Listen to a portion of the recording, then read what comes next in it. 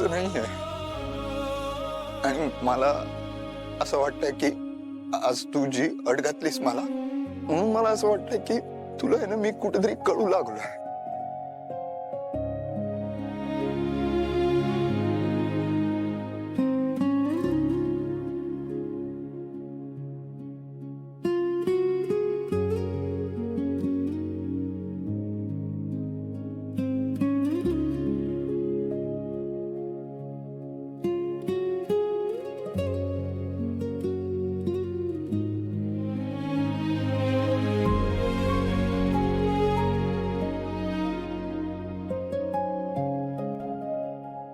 बेटा आज तू जे काय केलं माझ्यासाठी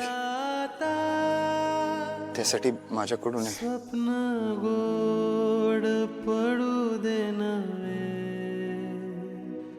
अधुरा दीप भाबडा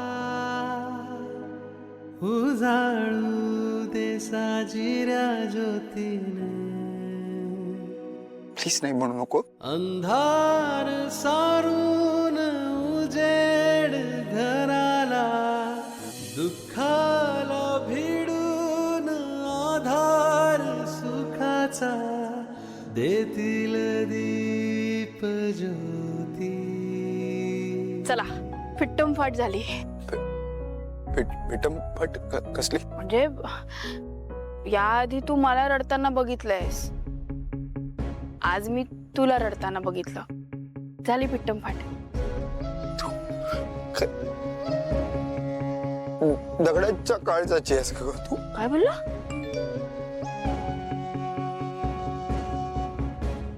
हे आईने मला लवकर बोलवलं होतं बघ, तुझ्या नादात मी विसरून गेले. मला उशीर होते, चल मी निघते. बाय.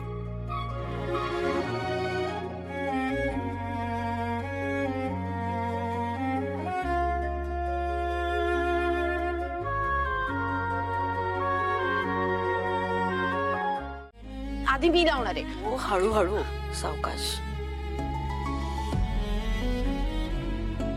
तसं पण दादाची फेवरेट तर मीच होते ना.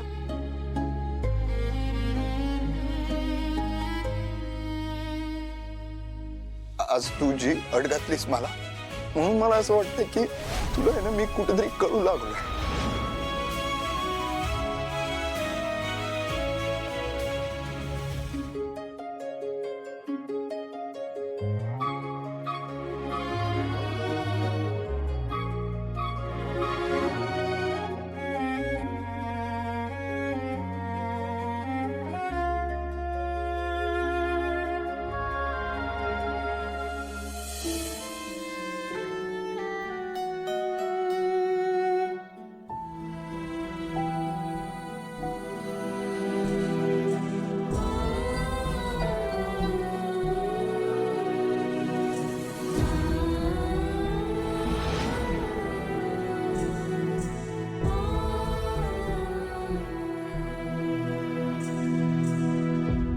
ज्योती, हा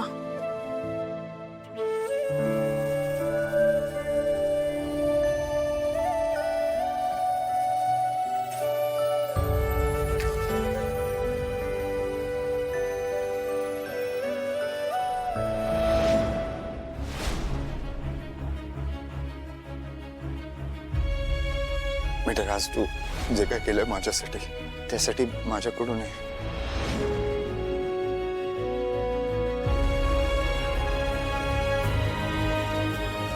दादा मला खरंच कळत नाही मी या मुलाशी मैत्री करणं बरोबर आहे की चुकीचं.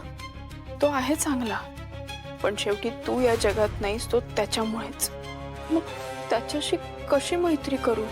आणि मी असं स्वतःहून काही करायलाही जात नाही, पण अशा गोष्टी घडतात की आमची मैत्री अजून जास्त घट्ट होत जाते. का घडतंय असं? का?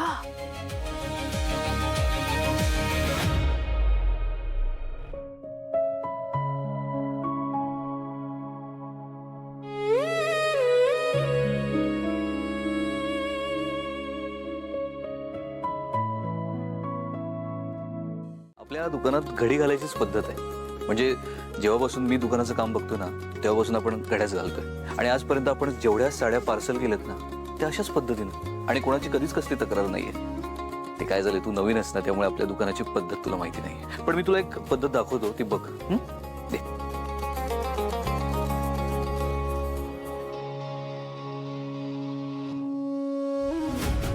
अरे वा, पूर्वी सिल्कच्या साड्या याच पद्धतीने ठेवल्या जायच्या. सगळ्या जुन्या आठवणी जागा झाल्या माझ्या. कुठे गेले हे? बाबा, ते ज्योतीने चुकून रोल केली आहे साडी. तिला आपल्या दुकानाची पद्धत माहिती नाही ना, तेच मी तिला समजावून सांगत होतो. ती चुकून तिच्याकडून झालेलं आहे. खरं तर तुम्ही तिच्याकडनं समजून घ्यायला हवंय. ती चुकलेली नाहीये. उलट या दुकानात योग्य पद्धत फक्त तिलाच माहिती असं दिसतंय.